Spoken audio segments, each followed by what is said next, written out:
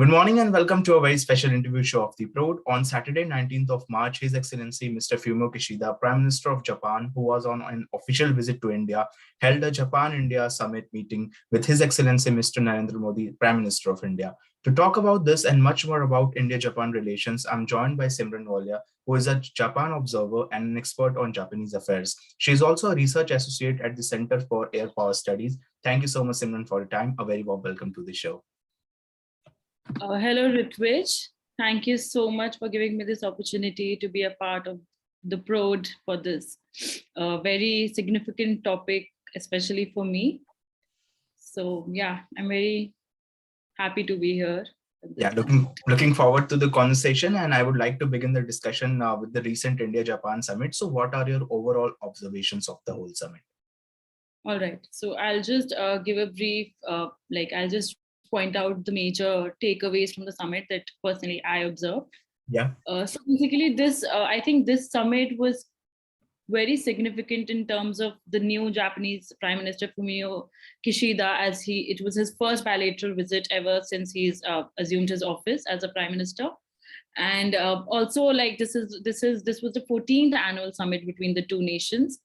Like we know that it got postponed in 2019 due to the situation in Guwahati, Assam, and then in 2020 because of the COVID thing. So this summit was quite significant, and also the two countries marked the 70th anniversary of their diplomatic relations this year. So I think the visit of Prime Minister was quite significant. And what one of the major takeaways from the summit, I would say, was of course, focusing on the free and open Indo-Pacific region. Like, as we all know, Japan's vision of free and open Indo-Pacific was established under former Prime Minister Shinzo Abe. And Kishida too aims to strengthen this vision. And in this summit, both Kishida and Modi highlighted their commitment to work towards a peaceful and stable rules-based order, and also discussed the potential of partnering with other like-minded countries of the Quad for the stable Indo-Pacific region. And also Kishida had expressed his desire to work towards the Indo-Pacific Oceans Initiative, which is a part of India's program of Indo-Pacific, and also support ASEAN's centrality in the region. And also, I think both countries focus on maintaining the security of the maritime domain and the freedom of navigation, as they reaffirm their desire to prioritize the role of the United Nations Convention on the Law of the Sea, which is mainly to cooperate against the rules-based maritime order in the South China Sea and the East China Sea. Also, then I think the major observation in the summit was the economic cooperation between India and Japan. Like, I think the two nations have achieved the target of 3.5 trillion yen in public and private funding investments in India till now. And there are around 1,400 Japanese companies in India. And Japan is known to be the fifth largest source of foreign direct investment and the largest supplier of Japan's official development assistance. And I think there are like around a lot of Indian infrastructure projects. Like, I would just point out a few of them, like the Mumbai-Ahmedabad high-speed rail, then the Delhi-Mumbai industrial corridor, and other metro projects as well. So wherein Japan has invested quite a lot. Also, India and Japan have collaborated on startups, and Tokyo has invested in technology startups in India as well. And so basically in this summit, Kishida announced that it aims to invest 5 trillion yen in a span of over 5 years, that is by 2025, wherein he also believes that his plans for this investment would prove to be beneficial for industries in India, especially in the area of green energy and urban infrastructure. And also the investments would boost Japanese investments and help in building resilient supply chains and skill the Indian labor to eventually go and work in the Japanese industries, be it in India or Japanese companies in India. Also, are you saying something? I'm trying to ask that both the countries are building a partnership for sustainable growth in a post-COVID world, and you talked about green energy and sustainable development in your answer. So how much potential does the idea have, and how can India and Japan partner in order to promote sustainable development in the world?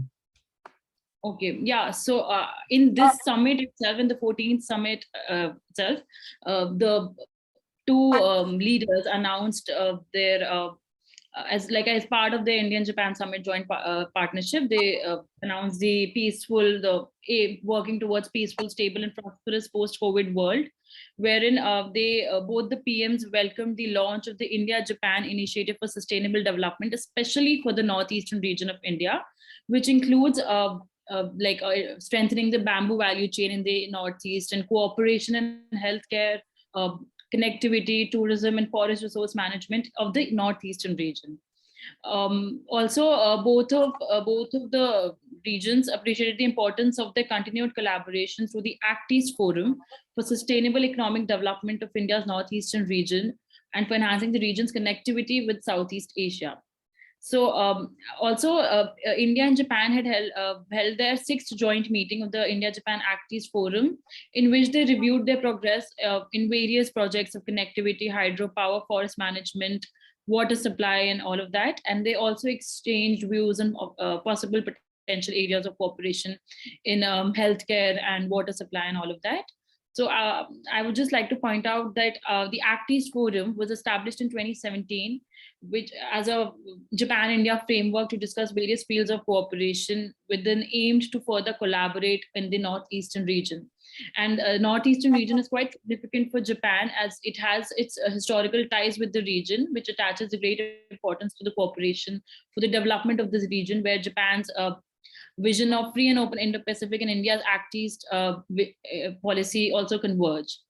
So the Japan's International Cooperation Agency, which is widely known as JICA, has also signed a lot of projects in connectivity, water supply, and again, horticulture, healthcare, and biodiversity conservation in various states of the northeastern region.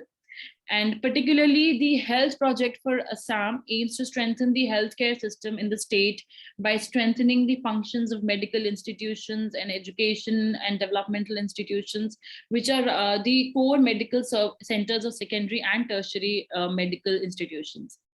Also, I would just briefly mention that the Assam's healthcare project also includes improvement of existing tertiary medical institutions and provision of related equipment, improvement of existing secondary medical institutions, and provision of related equipment, and the ICT intervention in the healthcare system, and also strengthening the organizational capabilities and cooperation. Moreover, I think our Prime Minister Modi also appreciated Japan's support for India's socio-economic development over the years. And both the leaders have welcomed the signing of the exchange of notes concerning 7 yen loan projects in which Japan provides over around 300 billion yen in total. And also in this recent summit, which happened in India, both the leaders launched a clean energy partnership, which works towards achieving sustainable economic growth and also addresses the climate change in terms of ensuring the energy security as well. And this partnership basically would lead to the clean growth by boosting job opportunities and innovation and investments, and would also demonstrate to the world that India, Japan are at the forefront in delivering the ambitious climate and sustainable development goals. And also, they also want to further collaborate in terms of the India-Japan Energy Dialogue, which was established in 2007 for further have their mutual benefit in terms of the energy security. And also, the two prime ministers committed to continuing further discussions for establishing the joint crediting mechanism between India and Japan for the implementation of Article 6 of the Paris Agreement. And both the leaders have also talked about the outcome of the climate change and recognize the importance of tackling the climate change and sharing the importance of various pathways for pragmatic energy transitions, which reflect the different national circumstances and constant innovation to achieving the global net zero emission, which was widely discussed in the summit as well. And I would just like to point out that Kishida had also talked about India's initiatives such as the International Solar Alliance and the Coalition for Disaster Resilient Infrastructure, and also conveyed that Japan would be joining the Indian-Swedish Climate Initiative-led IT to promote heavy industry transition. So I think this area of sustainable development growth has a lot of potential in the near future if both the leaders actually implement the ideas discussed in the summit. So yeah, I Yeah. think that is interesting. Yeah. So you talked about the investment. So Japan has decided to invest 5 trillion yen in India in the next 5 years. So how beneficial this step will be for the Indian economy? Yeah, so basically, as I mentioned earlier as well, that I think Japan and India have always achieved the economic prosperity together on the back of the strong supply chains. And as I mentioned, that Japan has invested 3.5 trillion yen in the last 5 years, and it has now decided to set a more ambitious target of 5 trillion yen. So this new target, combined with the production-linked incentive schemes of the government of India, which would fully realize the Make in India initiative, would facilitate the nation's journey to become a $5 trillion economy, hopefully by 2025. Like that is what is aimed. And also, while Japan is looking forward to India for supply chain diversification, India is also looking forward to Japanese efforts for capacity building for regional, domestic, and of course, the global market.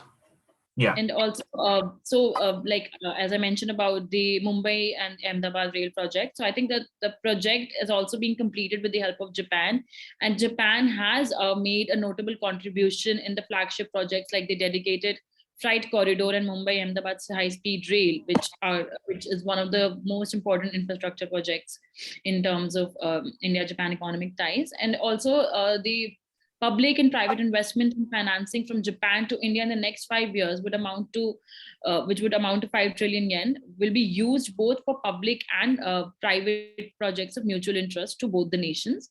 And also the agreements and MOUs signed during the summit has also included the JICA loans, which are meant for projects in connectivity and water supply and sewerage, like I mentioned. And also the so in particular, the I think what I have observed is that through facts and everything, that the total investment from Japan till date has reached 9.2 billion, which are led by mostly led by investors like the SoftBank, and the company has backed some of the biggest startups in the country, which includes Oyo, Paytm, Ola, Swiggy, Unacademy, among many others. And also the Japan is the only country for having developed country focused industrial townships across India.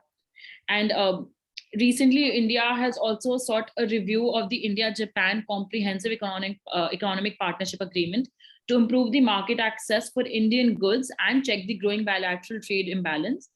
However, Japan has not been in the favor of a full-fledged revision and has proposed corrections within the existing framework.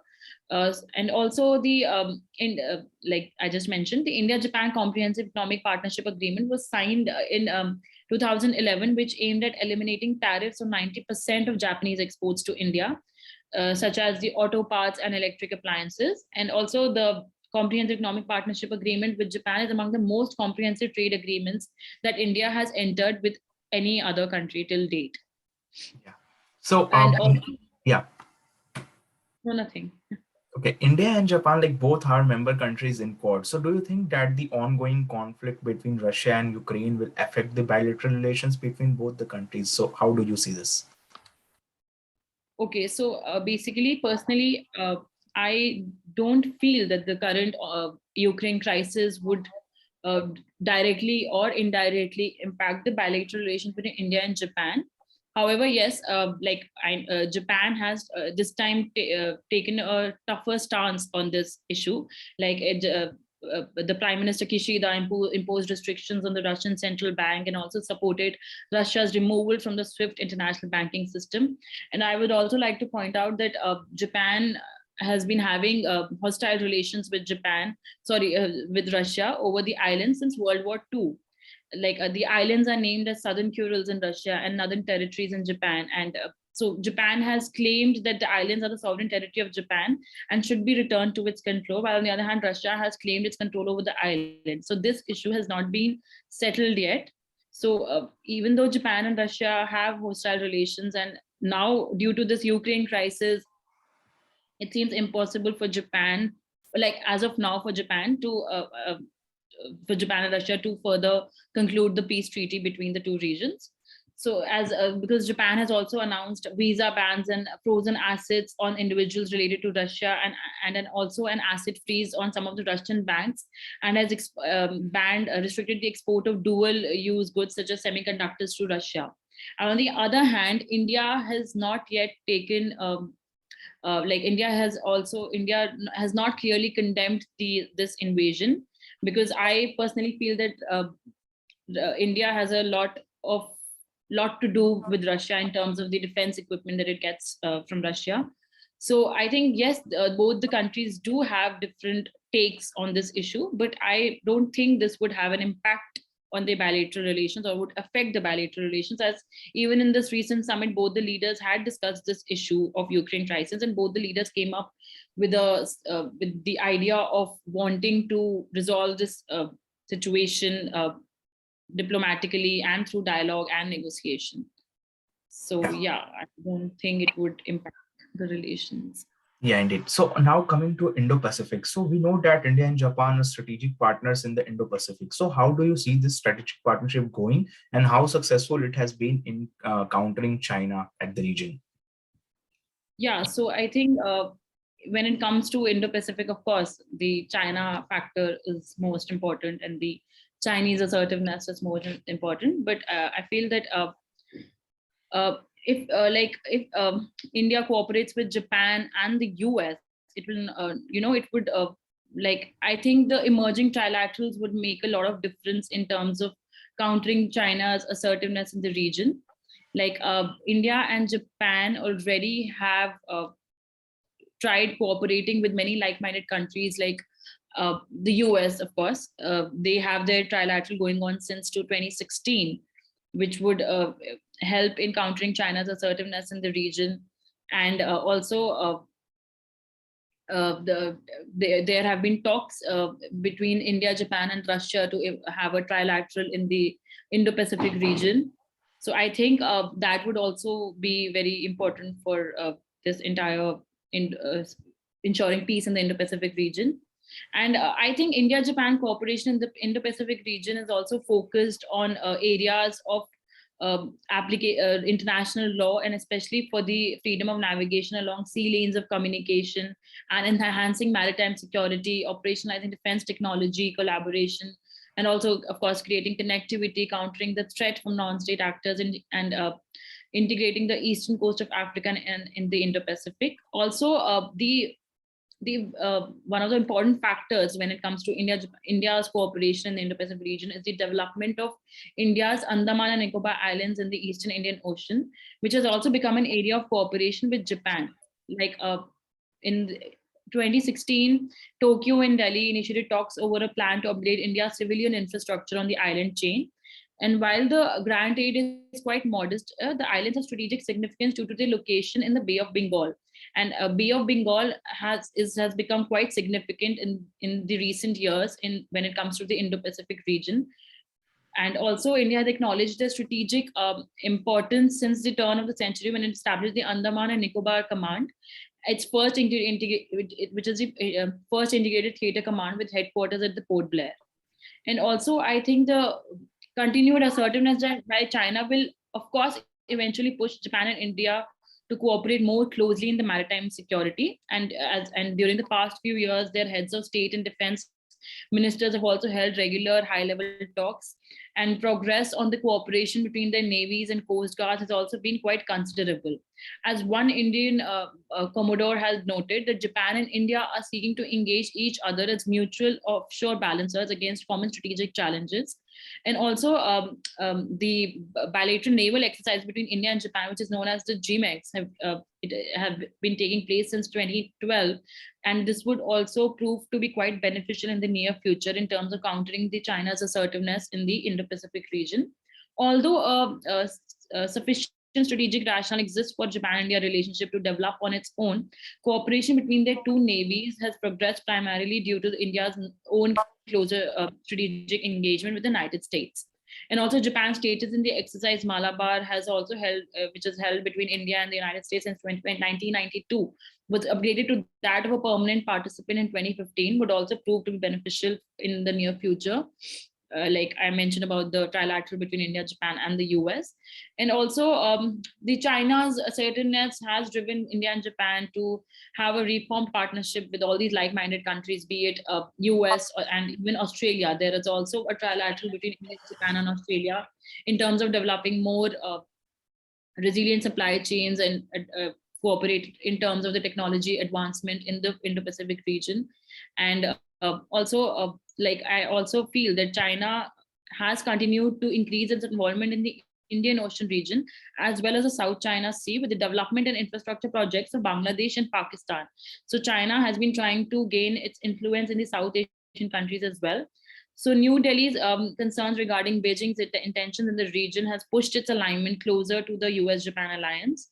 And I feel that trilateral cooperation between India, Japan, and the US would be significant in connecting the US alliances and partnerships in East Asia with a South Asian anchor in India. So I feel that the emerging trilaterals that are coming up would prove to be quite beneficial for countering China's assertiveness in the future. Yeah. So how can India and Japan work together in order to promote peace and stability in the region? What is the way forward for both the countries, to conclude with? Okay. So I think here I would like to mention about the like how during the COVID-19, during the starting of the COVID-19 pandemic, Japan was planning to diversify its supply chains from China to Southeast Asia, or of course India, to lessen the burden on China and reduce its reliance on China, because at that time there were also allegations on China for the spread of the COVID pandemic, which was also affecting the Indo-Pacific region directly and indirectly as well. So India's strategy is complementary to the US and Japan's strategy for the region, and has emphasized the inclusiveness in its Indo-Pacific position. And also there is a lot of scope to scale up the trilateral cooperation in areas of counter proliferation, counter terrorism, maritime security, and humanitarian assistance as well. So if we if we look at the US, Japan, and India trilateral, it would benefit in security and prosperity terms from stability in the Indo-Pacific, and would also have a joint responsibility to safeguard this order. And these three nations could also focus on strengthening their cooperation through the Malabar exercises. And in 2020, India and Japan had signed the logistics agreement, which was known as the Acquisition and Cross Servicing Agreement.